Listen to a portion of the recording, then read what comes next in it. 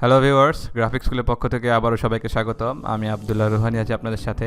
তো আজকের এই পর্বে আমরা দেখব যে কীভাবে আমাদের ডকুমেন্টের মধ্যে আমরা একটি পিকচার ইনসার্ট করতে পারি। তো চলুন শুরু করা যাক। তো পিকচার ইনসার্ট করার জন্য আমরা এখানে ইনসার্ট রিবন থেকে এখানে দেখুন পিকচার্স নামে একটি অপশন আছে। আমরা এই পিকচার্স একটা ক্লিক করব। ক্লিক করার পরে আমাদের সামনে এই ধরনের একটি ডায়লগ বক্স চলে আসবে। তো এখান থেকে আমাদের পিসিতে যে জায়গায় আমরা আমাদের পিকচার বা ছবিটি রেখেছি আমাদের সেটিকে সিলেক্ট করে দিতে হবে। তো আমি ডেস্কটপে আমাদের একটি পিকচার আছে, তো আমি জাস্ট ডেস্কটপটা সিলেক্ট করে দেবো। এখান থেকে দেওয়ার পর এখানে দেখুন অনেকগুলো ইমেজ আছে, তো এখান থেকে যে কোনো একটি ইমেজ বা পিকচার আমি এখানে সিলেক্ট করে দিব। সাপোজ আমি এই ইমেজটি নিতে যাচ্ছি বা পিকচার নিতে যাচ্ছি, তো সেক্ষেত্রে আমি এটাকে সিলেক্ট করব। করার পর জাস্ট আমরা এখান থেকে ইনসার্ট করে দিলে আমাদের দেখতে পাচ্ছি যে আমাদের পিকচারটা কিন্তু এখানে চলে আসতেছে।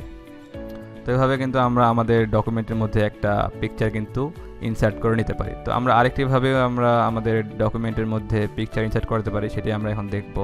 তো সেটি করার জন্য আমরা যেটি করতে হবে সেটি হলো আমরা আমাদের এই যে ডকুমেন্টটি আছে এটি আমি মিনিমাইজ করে নিলাম। তো আমি ডেস্কটপে কিছু ইমেজ রাখছি, তো এই ইমেজটি আমি আমাদের ডকুমেন্টের মধ্যে নিতে যাচ্ছি। সেক্ষেত্রে আমাদের যেটি করতে হবে সেটি হলো আমরা জাস্ট এইভাবে একটা ইমেজে ক্লিক করে এইভাবে ট্র্যাক করে ধরবো।